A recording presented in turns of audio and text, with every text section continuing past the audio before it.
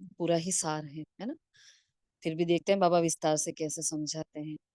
34:77।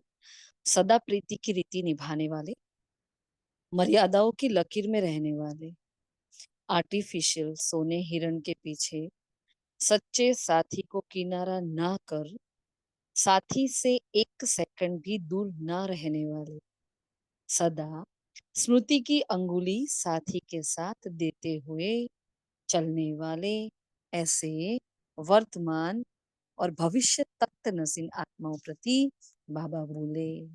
कितना पावरफुल। हम्म। क्या ऊंची दृष्टि से बाबा देख रहे हैं हमें, है ना। आर्टिफिशियल सोने के हिरण के पीछे ना भागने वाले हो।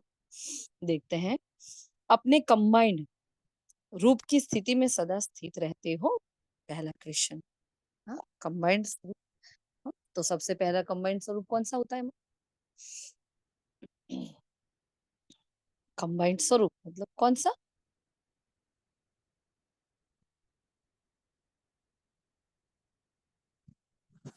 आत्मा और शरीर।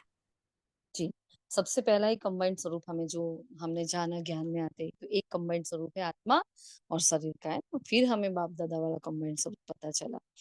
तो आत्मा और शरीर ये कंबाइंड स्वरूप है, जो अनादि सृष्टि चक्र में अनादि पार्ट बजाते रहते हैं। हमारा सबसे पुराना संबंध किसके साथ?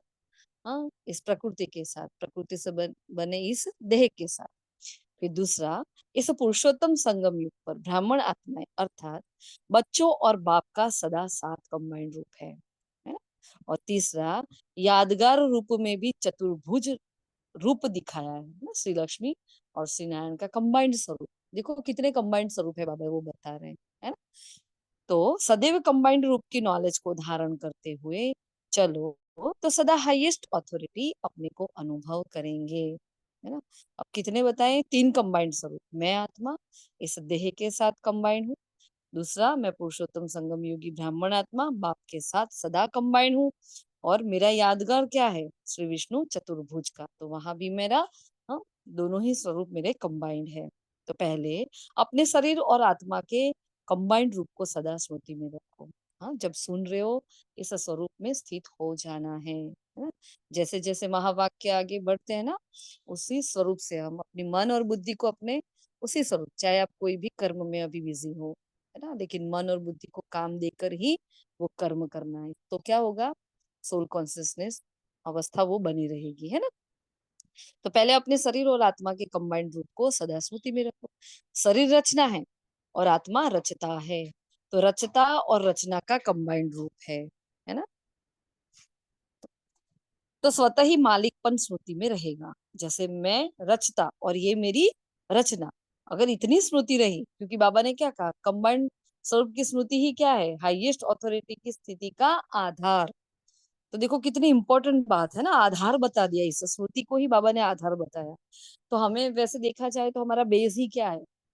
इस ज्ञान मार्ग में आगे बढ़ने का बेस क्या है? सबसे पहला कदम, हाँ, सबसे अंतिम मंजिल क्या है? मैं आत्मा हूँ, इस देह से अलग हूँ। ये स्मृति ही सबसे बड़ी बात है, और यही हम गड़बड़ कर लेते हैं ना, क्योंकि देहभान है 63 जन्म का। तो बाबा कहते हैं ये स्मृति ही पहले रचता और रचना का कंबाइंड रूप है।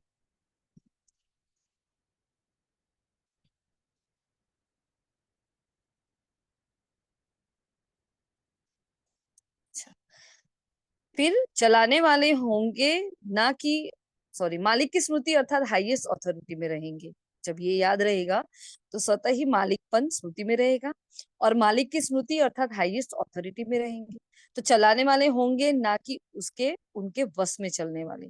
मैं आत्मा, हाँ, जब मालिक की स्मृति में हूँ कि मैं रचता हूँ और ये शरीर मेरी रचना है, तो अपनी एक एक कर्मेंद्र पर मेरा होल्ड रहेगा, है ना। मैं उनके वशीभूत नहीं होंगी। लेकिन चलते चलते जैसे लोगों ने आत्मा परमात्मा को मिलाकर एक कर दिया ना, तो वैसे आत्मा और शरीर को अलग अलग के बजाय मिलाकर एक मान लिया है, अर्थात अपनी ऑथोरिटी की स्मृति ही समाप्त कर दी। तो चलते चलते बॉडी कॉन्सियसनेस मतलब कि देह अभिमान हो गए, हाँ, तो कंबाइंड के बजाय एक ही मानने लगे। तो लो अपने को, हम्म, देखो, तो लॉ क्या है? अपने को भूला और उसकी रिजल्ट क्या होगी? सब कुछ गवाया है। तो बेहोश की स्टेज में अपना सब कुछ लुटा दिया। हाँ, मैं क्या हूँ? बेहोश हो गई। क्यों बेहोश हूँ? क्योंकि मुझे अपना भान नहीं है ना? बेहोश का मतलब क्या? बेभान, बेहोश। हाँ, होश नहीं है मैं क्या हूँ, कौन हूँ। तो ऐसे ही वर्तमान संगम युग पर बाप और बच्चे के कंबाइंड रूप की स्मृति भूल जाते हो। हाईएस्ट अथॉरिटी के बदले अपने को निर्बल, शक्तिहीन, उदास, उलझी हुई। संगम युग पर क्या है? दूसरा कंबाइंड स्वरूप बाबा समझा रहे हैं। बाप और बच्चे के कंबाइंड रूप की स्मृति भूल जाते हैं। पहला ये भूला रचता और ये रचना, हम ये भूल जाते हैं। फिर सेकंड कहा बाप और दादा का कंबाइंड स्वरूप मेरे साथ। तो हाईएस्ट अथॉरिटी के बदले अपने को क्या समझते हैं? क्योंकि भगवान साथ ही है, लेकिन अब भगवान नहीं है तो क्या है? देखो, निर्बल है, शक्तिहीन है, उदास है, उलझे हुए हैं, है ना? उलझी हुई आत्मा व वसीभूत हुई आत्मा अनुभव करते हो। तो कंबाइंड रूप की स्मृति समर्थी लाती है। अब उसका फायदा बता रहे हैं। जब नहीं है तो बताया क्या क्या नुकसान है। कंबाइंड रूप की स्मृति समर्थी लाती है। किसी भी प्रकार के माया के विघ्नों को कंबाइंड रूप की स्मृति से सामना करने की अथॉरिटी ऑटोमेटिकली अनुभव करते हैं। देखो क्या हो जाता है, क्योंकि बाबा मेरे साथ है। बाबा कंबाइंड कैसे है? हाँ, तो बाबा कंबाइंड अपनी श्रीमत से है। जब मैं आत्मा परमात्मा की श्रीमत के अनुसार चलती हूँ, हर एक कर्म करती हूँ, जैसे कल ही बाबा ने वरदान दिया था ना कि हर कर्म एक गुण की प्रत्यक्षता कराता है ना? हर कर्म में हमें कोई ना कोई गुण और शक्ति का इस्तेमाल करना है। जब यही हमारे अंदर ये स्मृति रहती है तो भी बहुत ही अच्छी हमारी सोल कॉन्शियसनेस अवस्था रहती है। तो यहाँ भगवान मेरे साथ कैसे हैं? जब उनकी श्रीमत पर मैं चलती हूँ तो उस श्रीमत का मुझे बल मिलता है ना? वो शक्ति मेरे साथ रहती है। हाँ, तो बाबा की पावर अपने आप मेरे अंदर रहती है। तो किसी भी प्रकार के माया के विघ्नों को कंबाइंड रूप की स्मृति से सामना करने की अथॉरिटी ऑटोमेटिकली अनुभव करते हैं। चाहे स्वयं कमजोर आत्मा भी हो, लेकिन बाप के साथ के कारण सर्वशक्तिमान के संग व स्मृति से मास्टर सर्वशक्तिमान अनुभव करते हो। मैं आत्मा चाहे स्वयं को कमजोर समझती हूँ, लेकिन जब मुझे एहसास होता है ना, कि कौन है मेरे साथ? सर्वशक्तिमान के मैं संग हूँ, भगवान मेरा साथी है ना? तो भगवान के लिए तो असंभव कोई कार्य नहीं होता। तो जब हम अकेले हैं तो हम कमजोर हैं, लेकिन हम अगर साथ में हैं तो उसकी पूरी ही पावर हमारे साथ है ना? तो क्या होता है? मास्टर सर्वशक्तिवान अनुभव करते हैं। तो कंबाइंड रूप में स्मृति में रहेंगे तो यादगार स्वरूप सदा स्मृति में रहेगा। अलंकारी स्वरूप माया जीत की निशानी है। जो विष्णु चतुर्भुज के हम देखते हैं ना, तो चारों ही हाथों में भिन्न भिन्न अलंकार बताए हैं ना, वो तो समझ में आते हैं ना सबको, उसका विस्तार नहीं ले रहे हैं। तो अलंकारी सदा अपने को शक्तिशाली अनुभव करेंगे, तो तीनों ही प्रकार के कंबाइंड रूप को स्मृति में रखो। हाँ, ये तीन स्वरूप जो बताए। अब युगल रूप से अकेले नहीं बनो। जैसे दुनिया में आजकल विशेष सभी कंपेनियन और कंपनी चाहते हैं, है ना? तो इसके पीछे ही अपना समय तन मन धन लगाते हैं। कोई कंपनी चाहिए, कोई कंपेनियन चाहिए, जिस पर बाबा ने 2-3 महीने पहले पूरी मुरली चलाई थी। तो आपको बाप जैसा कंपनी और कंपनी सारे कल्प में नहीं मिल सकेगी। लौकिक में कंपेनियन धोखा भी दे देते, दुख भी देते, मूड भी बदलते, कभी हंसेंगे कभी रुलाएंगे, लेकिन अलौकिक कंपेनियन तो सदा हर्षाते हैं। हाँ, वो उनका नुकसान और यहाँ का फायदा, दोनों ही हमने अनुभव कर लिए ना। सबको दोनों ही ये दोनों ही एग्जाम्पल ऐसे हैं जो सब में सबको अनुभव है। क्या है? वो धोखा देते हैं। हाँ, उनका कभी मूड ऑफ होता है, कभी वो हंसते हैं, तो कभी हमें हंसाएंगे, कभी रुलाएंगे, कभी बात करेंगे, कभी नहीं करेंगे, हमें दुख भी देते हैं। उनके अनुसार अगर हम नहीं चलते तो भी गड़बड़ हो जाती है ना? तो वहां क्या होता है? बंधन होता है। क्योंकि आत्मा का स्वभाव स्वतंत्रता है, और उसको अगर कोई ऐसे भी संबंध में बांधे ना, तो पहले पहले तो चलो चला लेते हैं, लेट गो कर लेते हैं, सहन कर लेते हैं थोड़ा बहुत, हाँ, प्यार से कर लेते हैं। फिर धीरे धीरे जब ये बातें रोज की हो जाती ना, फिर वो घुटन और वो बंधन बन जाती है हमारे लिए। तो बाबा कहते हैं, लेकिन अलौकिक कंपेनियन तो सदा हर्षाते हैं, कब वो मूड ऑफ नहीं करते। हाँ, कभी बाबा का मूड ऑफ हुआ, बाबा वाणी चलाने नहीं आए, ऐसा हुआ। हाँ, बाबा थक गया इतने सालों से आते आते। हमारे तो साल कितने हुए? किसी के 5, किसी के 8। इतने कम सालों में हमें कई बार ऐसा होता है, अरे रोज ज्ञान सुनना होता। हम जब नए नए थे तो हमें ये होता है, अरे पूरा ही हफ्ता कैसे हो सकता है, मतलब, है ना? लेकिन अभी होता है पूरा ही हफ्ता नहीं होते ना, तो अभी हम यहाँ होते ही नहीं। हाँ, क्योंकि भगवान को पता है ये आत्मा कितनी रंगी हुई है उस देह के भान में, उन रिश्तों में कैसी फंसी हुई है। अगर रोज रोज अगर बाबा हमारी बैटरी चार्ज ना करता तो हम में से कोई यहाँ नहीं होता। हाँ, तो बाबा ने कहा ये कंपेनियन सदा हँसाते हैं, कभी मूड ऑफ नहीं करते, धोखे से बचाते हैं। देखो ये सारे ही उसके फायदे बताए बाबा ने। मूड ऑफ नहीं करते, धोखे से बचाते, सदा एक का 1000 गुना देने वाला दाता है। प्यार दो तो प्यार का भी क्या होगा, एक का 1000 गुना। हाँ, जो भी देंगे उसका एक का 1000 गुना। फिर भी कंपेनियन को ना पहचानने के कारण सदा साथ के बजाय किनारा कर लेते, नखरे बहुत करते हैं। हम्म, देखो बाबा का वर्ड कौन सा यूज कर रहे हैं, नखरे बहुत करते। कभी मन को मोड़ लेते, कभी बुद्धि से यहाँ वहां भटकने लग जाते। हाँ, बैठे मुरली क्लास में, हाँ, लेकिन मन कोई और संकल्प कर रहा है और बुद्धि कुछ और चित्र देख रही है, और संस्कार तो वाह, ये संस्कार कहाँ रहते हैं। तो वो अपने तीनों ही अपने अपने स्थान पर, जैसे तूफानी बहुत बच्चे होते हैं, बहुत ही नटखट बच्चे क्या करते हैं, अपने माता पिता का नहीं मानते, कोई इधर भागेगा, कोई इधर, कोई इधर। तो मैं आत्मा जब अपने स्वमान में स्थित नहीं हूँ तो ये हालत है हमारी। तो कभी संकल्प से तलाक भी दे देते हैं, है ना, बहुत हो गया अब तो नहीं होता। कुछ आत्माएं थक जाती है ना, अब हमसे नहीं होगा दीदी, अब हमसे नहीं चला जाएगा बाबा, अब हमसे नहीं चला जाता। ऐसे कई आत्माएं हैं ना। तो रिसेंटली एक दो आत्माएं हमें ऐसे मिली कि बस अब बहुत कर लिया हमने, इतनी हमने तकलीफें सहन कर ली, बहुत कर लिया, पवित्रता के लिए इतना सहन कर लिया, अब मेरे से बिल्कुल सहन नहीं होता है ना। जैसे देखो ब्राह्मण संसार में टूट रही है आत्माएं ना, टूट जाती हैं। तो हमें इन आत्माओं के लिए इसलिए हमने मनसा सेवा भी शुरू की है ना। तो ये करना है हमें रोज, किसी को टूटने ना दे, क्योंकि वो संकल्प से क्या करती है, तलाक दे देती है। तो किसी भी व्यक्ति या वैभव के वशीभूत हो जाना, अर्थात प्रभावित हो जाना। व्यक्ति वैभव के वशीभूत हो जाती है, अपने संस्कारों से वशीभूत हो जाती है, अपनी ही कमी कमजोरियों से वशीभूत हो जाती है, दिल शिकस्त हो जाती है, सब होता है ना। तो वो भी होता है प्रभावित हो जाना। तो इतना समय अपने कंपेनियन को संकल्प से तलाक देना हुआ, जितनी समय, है ना। सपोज 1 मिनट भी हम बाबा को याद नहीं करते हैं तो हम बाबा को तलाक दे देते हैं। तो देखो ऐसा तो हम कितनी बार देते हैं। तो किसी भी व्यक्ति या वैभव के वशीभूत हो जाना अर्थात प्रभावित हो जाना, तो इतना समय अपने कंपेनियन को संकल्प से तलाक देना हुआ। किनारा करना अर्थात ही तलाक देना। तो दिल के सिंहासन पर सच्चे साथी के बजाय अल्पकाल के साथ निभाने वाले, हद की प्राप्ति का लोभ देकर धोखा खिलाने वाला अर्थात आर्टिफिशियल सोने का हिरण अपनी तरफ आकर्षित कर सकता है, कर देता है ना। लगता है ये रिश्ता बहुत प्यारा है ना। ये ब्राह्मण आत्मा है, सब हम ब्राह्मण संसार की बात करते हैं, क्योंकि लौकिक तो स्पष्ट दिखता है ना, फट से किनारा होता है, लेकिन यहाँ गड़बड़ हो जाती है। बाबा ने सोने का हिरण वर्ड यूज किया है ना। तो वो सीता जी की और श्री राम जी की जो कहानी बताते हैं उसमें एक ही गड़बड़ हुई सीता जी से। क्या गड़बड़ हुई? कि वो आकर्षित हुई, वो महारानी थी।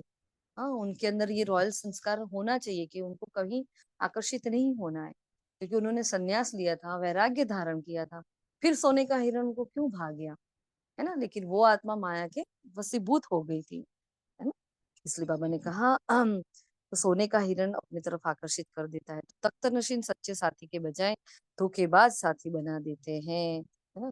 तो जो बाबा को साथी बनाना चाहिए, इसकी वजह क्या होता है, कोई आत्मा अच्छी लगने लगती है, किसी के प्रभाव में आ जाते हैं, कहीं झुकाव है। और कई बार तो क्या होता है पता है, किसी के साथ मन मुटाव हो जाता है। किसी की ईर्ष्या के वश, किसी के धोखे के वश, कोई किसी के गलत संस्कार के वश, फिर हम अपने चित पर उस आत्मा को चलाते रहते हैं, चलाते रहते हैं। तो जब जिसको भी हम याद करते फिर उसका भी संस्कार हमारे अंदर आने लगता है, तो ये बहुत बड़ा घाटे वाला काम हो जाता है बच्चों से। हम्म इसलिए क्या करना है, हम्म वास्तव में बार बार संकल्प में तलाक देना सदाकाल के राज्य भाग्य का तलाक लेना है। तलाक दे देना मतलब क्या हो गया?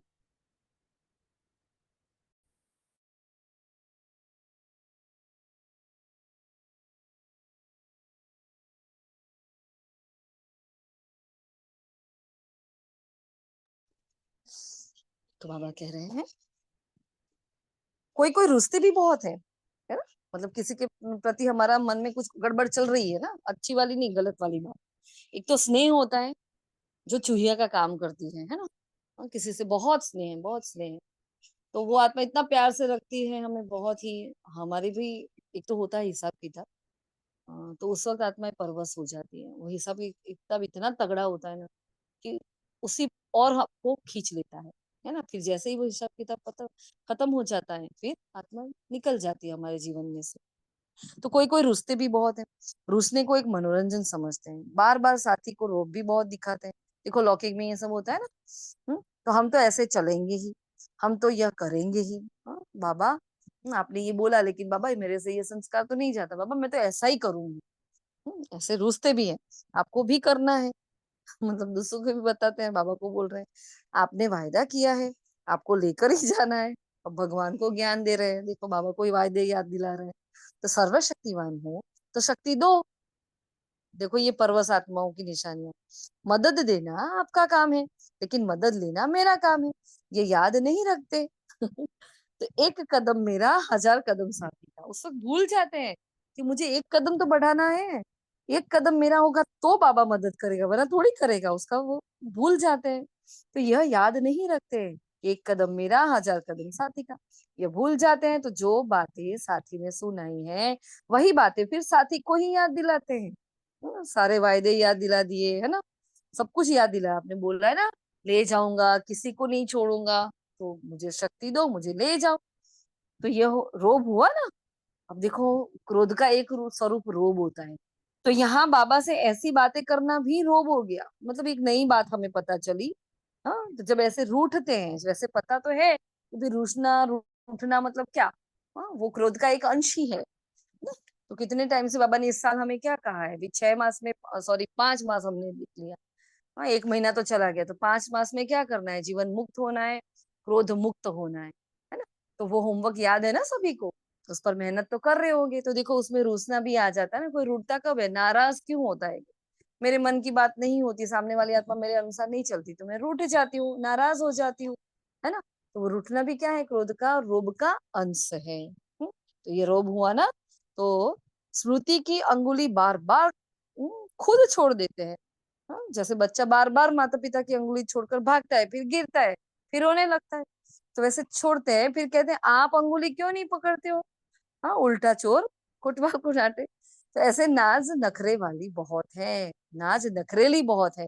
लेकिन याद रखो, ऐसा कंपेनियन जो नैनो पर बिठा कर ले जाए ना, ऐसा कब मिलेगा? आज की साकार वाणी को अगर आप याद करो, कितनी बार बाबा ने ये बोला, जो आज हो रहा है ना फिर नहीं मिलेगा, जो संगम पर हो रहा है फिर नहीं होगा। कितनी बार बाबा ने ये स्मृतियां दिलाई आज की वाणी में। हाँ, तो कंपेनियन से सदा तोड़ निभाओ। अर्थात अब कैसे तोड़ निभाना है कंपेनियन से? हाँ, तो बाबा ने उसकी विधि भी बताई। अर्थात कंबाइंड रूप में रहो। तो सदा बाप के साथ कंबाइंड रूप में, कि बाबा मेरे साथ है ना? अगर मेरी जगह बाबा होता तो ये कर्म कैसे करता? अगर बाबा मेरी जगह होता तो कैसे सोचता, कैसे बैठता, कैसे सोता? हर बात में बस ये स्लोगन बना दो अपने जीवन का, और उसको ही अपना तीव्र पुरुषार्थ का एक माध्यम बना दो। अगर मेरी जगह ब्रह्मा बाबा होता तो क्या करता, है ना? तो बाबा ने कहा कंबाइंड रूप में रहो। तो ऐसे बाबा को कंबाइंड रूप में रखेंगे।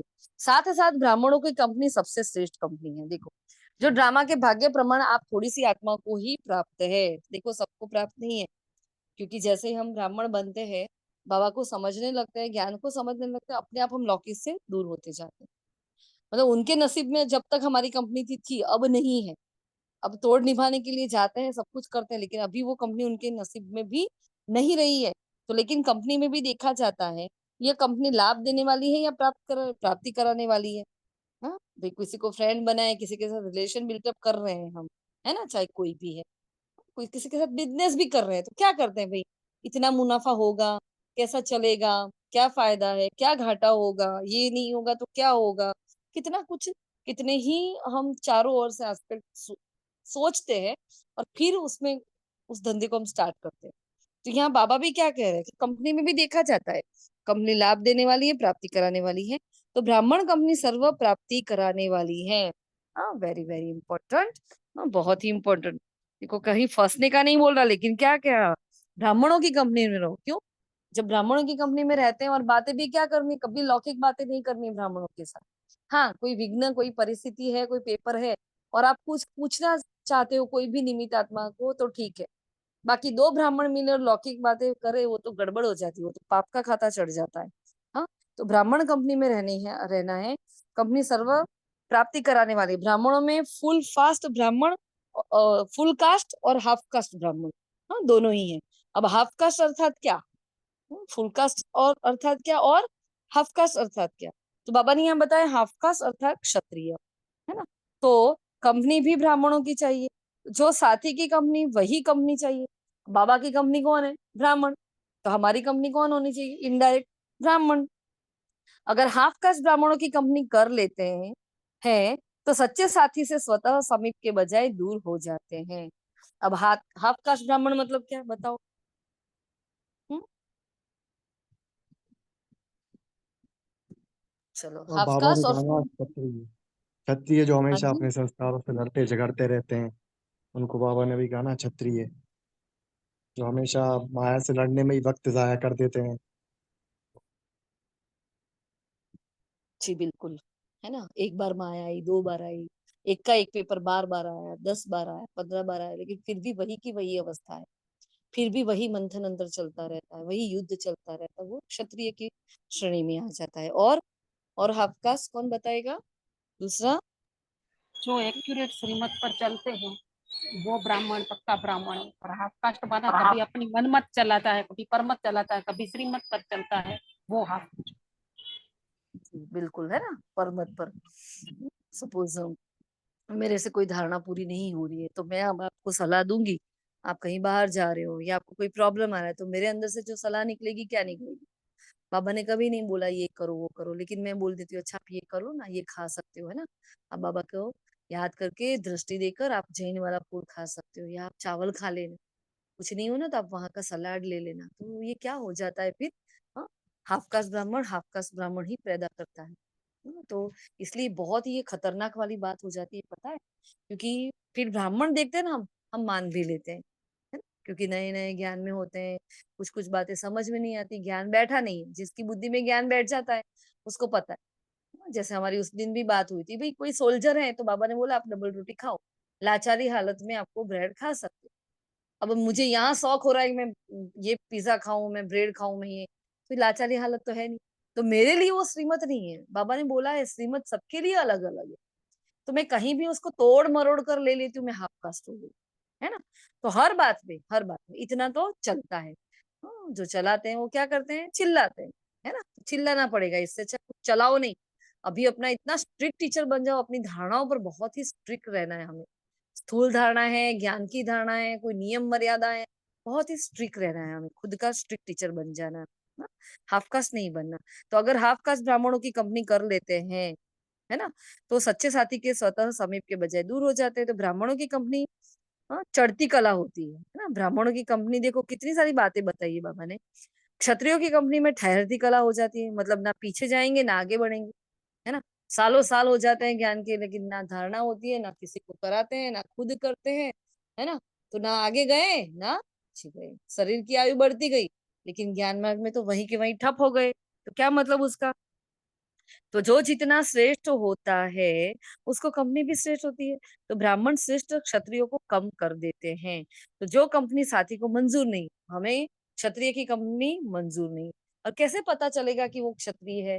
हाँ, कैसे पता चलेगा? बताओ, आपके आसपास भी हमारे आसपास कितने ब्राह्मण है ना?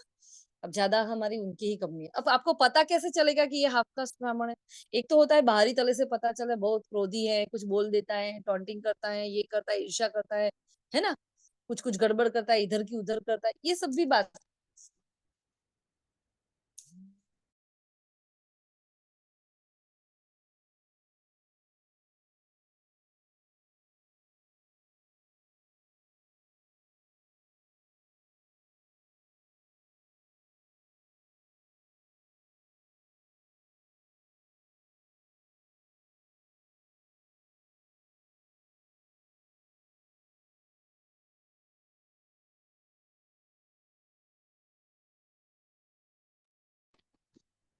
सॉरी, कॉल आ गया था। तो कैसे पता चले कि ये क्षत्रिय है?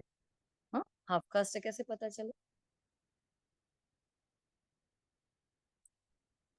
जी दीदी, बड़ी जैसे बड़ी। कि आपने बताया ना कि वो हमें इस टाइप की कीमत देगा, जैसे खान पान की है।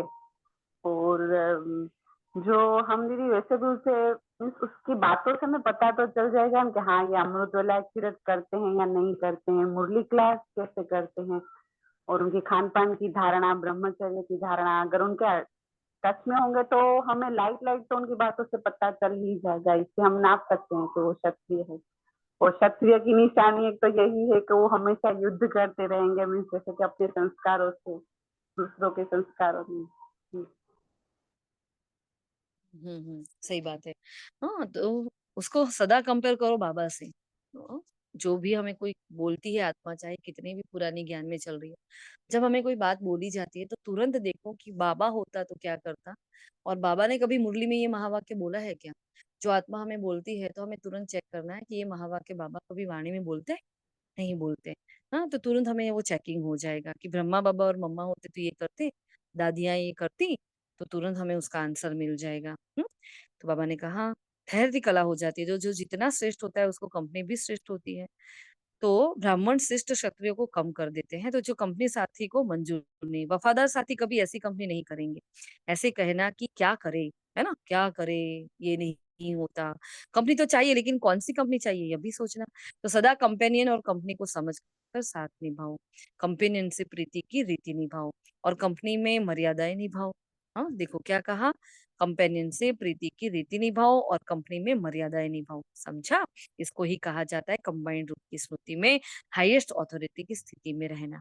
अच्छा, सदा प्रीति की रीति निभाने वाले, मर्यादाओं की लकीर में रहने वाले, आर्टिफिशियल सोने हिरण के पीछे सच्चे साथी को किनारा ना कर, साथी से एक सेकंड भी दूर ना रहने वाले, सदा स्मृति की अंगुली साथी के साथ देते हुए चलने वाले, ऐसे वर्तमान और भविष्य तक नशीन आत्माओं को बाप दादा का याद प्यार, गुड आफ्टरनून और नमस्ते। हम सभी बच्चों का भी बाप दादा को याद प्यार, गुड आफ्टरनून और नमस्ते। अच्छा, फिर दादी जी के महावाक्य हैं, ले लेना हम आगे अभी। तो इस बार ड्रामानुसार पुराने से मिलने का पाठ न चाहते हुए भी हो गया है। मुहूर्त ही महारथियों से हुआ, है ना, नहीं होगा ड्रामा में पार्ट, लेकिन उस दिन हुआ कि दादी जी से बाप दादा का मिलना हुआ। तो महारथियों से मिलने का ही मुहूर्त हो गया।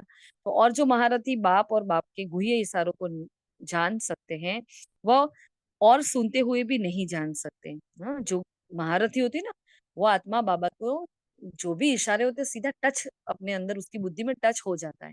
जो दूसरे नहीं कर सकते हैं वो आत्मा कर सकती है। बहुत गुह्य बात है। चाहे कितनी भी पब्लिक हो, लेकिन बाप पब्लिक में भी पर्सनल मुलाकात भी करते हैं। मतलब अंदर से इशारा, अंदर से टचिंग आ जाता है, बाबा क्या कहना चाहता है, लेकिन गुह्यता के रहस्य को समझ नहीं सकेंगे। और जैसे वर्षा एक ही समय चारों तरफ पड़ती है, लेकिन अगर धरती योग्य है तो वह वर्षा पड़ने से मालामाल हो जाती है ना। अगर धरती ही योग्य नहीं तो वर्षा पड़ते हुए भी मालामाल नहीं, है ना। कलराठी जमीन है तो क्या फर्क पड़ता है, आएगा पानी बह जाएगा, वो पानी को भी अंदर नहीं समाएगी, हाँ, वो भी बहा देगी। तो देखो बाबा ने क्या कहा, तो महारथी को बाप सदैव आदि से लेकर किस नजर से देखते हैं, बच्चे नहीं लेकिन भाई भाई है। हाँ, महारथी को बाबा क्या, कांध से कांध मिलाने वाली आत्माएं कहती हैं, देखो बच्चे, बड़े बच्चे भाई के ही समान है ना। जो बड़ा बच्चा होता है क्या होता है भाई, बहुत समझदार होता है ना, तो हर कदम से कदम मिलाकर चलता है, इसलिए क्या है, भाई के समान है। जैसे बाप दाता है, वैसे महारथियों को भी बाप दाता की नजर से देखते हैं। न लेने वाले लेकिन बाप समान देने वाले हैं। जैसे बाप भाग्य विधाता है तो महारथियों को भी कौन सी कंपनी अच्छी लगती है। वैसे भी अगर कंपेनियनशिप मतलब साथीपन में एक लंबा एक छोटा हो तो क्या होगा, कार्टून लगेगा ना। तो स्थिति में भी अगर कंपेनियन समान नहीं होते, अर्थात मास्टर सर्वशक्तिमान नहीं बनते। देखो बाबा को कैसी कंपनी चाहिए, बाबा को उसके जैसी कंपनी चाहिए है। हाँ, तो हमें ऐसा बनना है, वरना अभी क्या है, लंबे और छोटे कार्टून शो। तो लंबे और छोटे की जोड़ी हो गई ना, तो वैसे लौकिक दुनिया में भी अगर साथी दोनों समान नहीं होते, चाहे शरीर के हिसाब से, चाहे नॉलेज के हिसाब से, चाहे लक्षण के हिसाब से, व मर्यादाओं के हिसाब से, तो कभी भी साथी उनको साथ नहीं रखेंगे, किनारे रख देंगे। तो दुनिया के आगे,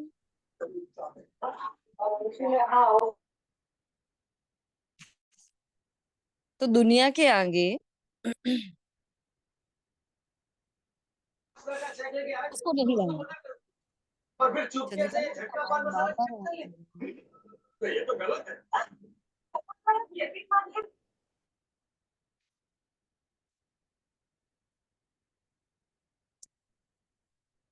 ओके, तो दुनिया के आगे सैंपल किसको रखेंगे, कार्टून को। तो महारथी अर्थात समान साथी, तो ऐसे साथियों को ही हर कार्य में बाप साथ रखते हैं व और ही आगे रखते हैं। अगर कंपेनियन की लाइन लगाकर बाप देखें तो क्या दिखाई देता होगा? कैसी सीन लगती होगी, है ना? हंसी वाली सीन लगती होगी ना, एक छोटा एक बड़ा एक ऐसा ऐसा। लेकिन फिर भी बाप सागर होने के कारण जैसे भी हैं समा लेते हैं। सागर में तो सब समा जाते हैं ना, लेकिन नंबरवार तो कहेंगे ना। तो हर एक को अपने आप को देखना है कि मैं कैसा साथी हूँ। आज हमारा ये चेकिंग है कि मैं बाबा का कैसा साथी हूँ, जोड़ी मिल रही है कि नहीं मिल रही हमारी। कितने बार तलाक देते हैं, मतलब भूलते हैं उतनी बार, किसी और को याद करते हैं तो बाबा को तलाक दे दिया। कितने बार नाज नखरे करते हैं, कितनी बार रूठते हैं, बाबा को ही उसका ज्ञान देते हैं। कितने बार रोग दिखाते हैं, रूस जाते हैं। तो सारे दिन की दिनचर्या में क्या क्या करते हैं, ये 4 पॉइंट बाबा ने आज चेक करने को बोला है ना। फिर बाबा ने पार्टियों से कहा, निरंतर स्मृति में रहने का साधन है मेरापन भूल जाना। सब कुछ बाप का है, ये तन भी आपका नहीं, बाप का है। तो बाप ने सेवार्थ दिया है तो मेरापन निकल गया ना। मेरापन खत्म तो देही अभिमानी स्वतः बन गए। बहुत बड़ी माया है मेरापन। अगर बाप की स्मृति थोड़ी भी किनारे हो जाती तो माया आती। सदा कंबाइंड रहो तो माया की हिम्मत नहीं है देहभान में लाने की। सदा बाप के सिवाय और कुछ सूझे ही नहीं। जब बाप के साथ से किनारा करते तब कमजोर होते हो। जिस समय सोचते हो क्या करे कैसे करे, माया पर जीत पाना मुश्किल है। यह सोचना अर्थात किनारा करना। तो सर्वशक्तिमान बाप साथ हो तो क्या यह संकल्प आ सकता है? माया बाप से अलग कराने के लिए भिन्न भिन्न रूप से आती है। मैं नहीं कर सकता, मैं कमजोर हूँ, कैसे करूं? ये कमजोरी के संकल्प माया रावण की सेना के अकासुर बकासुर है। हाँ देखो, अकासुर बकासुर क्या है? मैं तो कमजोर हूँ, मेरे से तो नहीं होगा। हाँ, ये आप धारणाएं कर सकते हो, मेरे से तो ये नहीं होता, है ना। आपके घर में चलेगा, हमारे घर में तो ऐसा नहीं चलेगा। ये क्या है? अकासुर बकासुर है। उनसे डरना नहीं है। सदैव से सोचो, मैं हूं ही विजयी, पहले भी रहा हूँ, अब भी हूँ, है ना। ये याद रखना है। इस ड्रामा के अंदर विशेष पार्ट बजाने वाली विशेष आत्माएं आप बच्चे हो, क्योंकि सबसे विशेष से विशेष बाप। तो बाप के साथ पार्ट बजाने वाली आत्माएं ऑटोमेटिकली विशेष हो जाएंगी, है ना। तो दुनिया में भी अगर कोई विशेष आत्माओं के साथ थोड़ा सा भी समय रहता तो उससे नशा रहता है ना, किसके साथ हूं मैं। अगर प्राइम मिनिस्टर के साथ थोड़ा भी समय रहे, कितना नशा रहता है। वह तो आज है कल नहीं है, लेकिन ये कितना ऊंचा है, बाबा कितना ऊंचा, वह भी अविनाशी, तो इतना नशा रहता है। सदा एक रस नशा, मैं बाप का और बाप मेरा। बाप सदा सागर और दाता, तो बच्चे भी सागर और दाता हो। तो बाबा मदद करो, ये भी नहीं, कभी भी बाबा से हेल्प नहीं मांगो। बाबा ने बोला मांगने से मरना भला। नहीं, बाबा अपने आप सब कुछ दे रहा है। तो बाप ने अपने पास कुछ रखा है क्या? अगर दे ही दिया फिर मांगेगे क्या? तो जन्मते ही बाप ताज तख्त तिलक सब दे देता है, हाँ, फिर मांगे क्यों? तो सदैव ये सोचो कि हमारे जैसे खुश नसीब कोई नहीं है, ना हुआ है ना होगा, तो सदा झूमते रहेंगे, है ना। तो कर्मयोग का फल है सहज योग और खुशी। अगर अच्छे से कर्म और योग में रहकर कर्म करते हैं तो क्या होगा?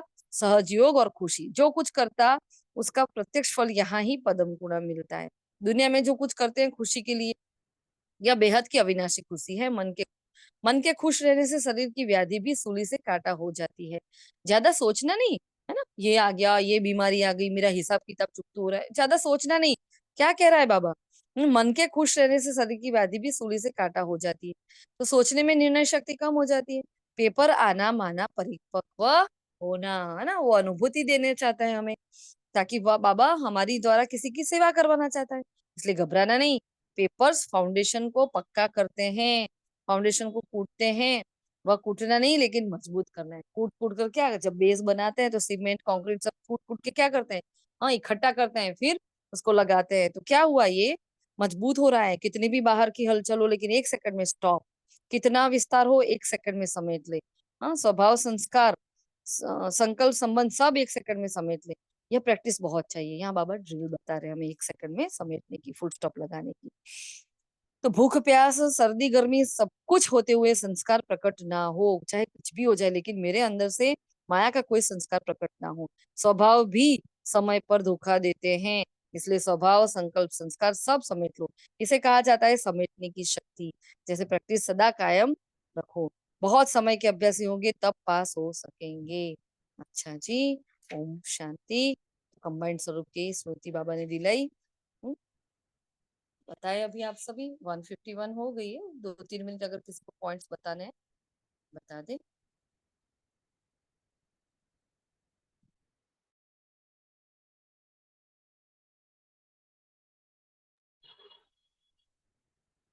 ओम शांति। बाबा ने कंबाइंड स्वरूप की स्थिति का बताया, जैसे शरीर और आत्मा कंबाइंड है संगम युग, पुरुषोत्तम संगम युग पर जैसे बाबा और बच्चे कंबाइंड है, सतयुग में जैसे लक्ष्मी और नारायण कंबाइंड है।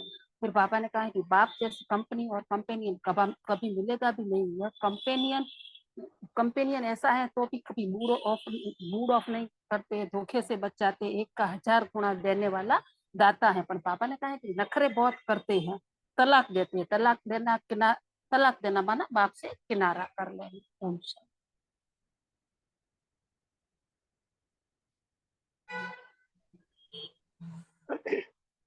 ओम शांति। बाबा कहते हैं कि पहले अपने शरीर और आत्मा के कंबाइंड रूप को सदा स्मृति में रखो। तो शरीर रचना है और आत्मा रचता है। तो रचता और रचना का कंबाइंड रूप तो स्वतः ही मालिक पन स्मृति में रहेगा। मालिक की स्मृति अर्थात हाईएस्ट अथॉरिटी में रहेंगी। चलाने वाले होंगे, न कि अपने बस चलने वाले। तो लेकिन चलते चलते जैसे लोगों ने आत्मा परमात्मा को मिलाकर एक कर दिया, वैसे आत्मा और शरीर को अलग अलग के बजाय मिलाकर एक मान लिया है, अर्थात अपनी अथॉरिटी की स्मृति समाप्त कर ली है। तो चलते चलते बॉडी कॉन्शियस में हो गए हैं, तो कंबाइन के बजाय एक ही मानते हैं। न अपने को भूला तो उसकी रिजल्ट क्या होगी? तो सब कुछ गवाया, तो बेहोशी स्टेज में अपना सब कुछ लुटा लिया। ओम शांति। ओम शांति। बाबा ने कहा कंबाइंड रूप की स्मृति समर्थी लाती है, तो किसी भी प्रकार की माया के विघ्नों को कंबाइंड रूप की स्मृति से सामना करने की ऑथोरिटी ऑटोमेटिकली अनुभव करते। तो मैं कहा चाहे स्वयं कितने भी कमजोर हो, लेकिन बाप के साथ होने के कारण बाप सर्वशक्तिवान है, तो बाप का संग स्मृति से मास्टर सर्वशक्तिवान अनुभव करते हैं। ओम शांति। ओम शांति। वो प्राइम मिनिस्टर के साथ रहने का अनुभव होता है तो कितनी खुशी होती है। और वो भी अल्पकाल के लिए, वो भी उनका पद अल्पकाल के लिए होता है। पर यहाँ तो सर्वशक्तिमान के साथ रहोगे तो कितनी खुशी रहेगी। फिर बाबा ने कहा हाफ कास्ट अपने को देखना है, हमको हाफ कास्ट ब्राह्मण है या फुल कास्ट ब्राह्मण है, और हाफ कास्ट ब्राह्मणों के साथ संग भी नहीं करना है। ओम शांति।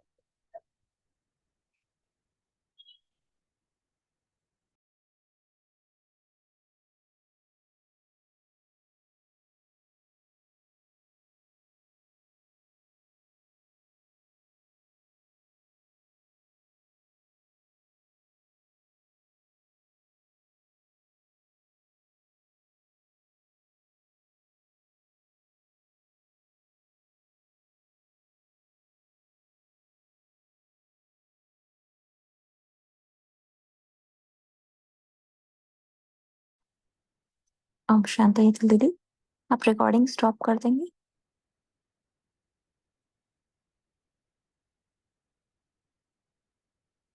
जी, 1 मिनट।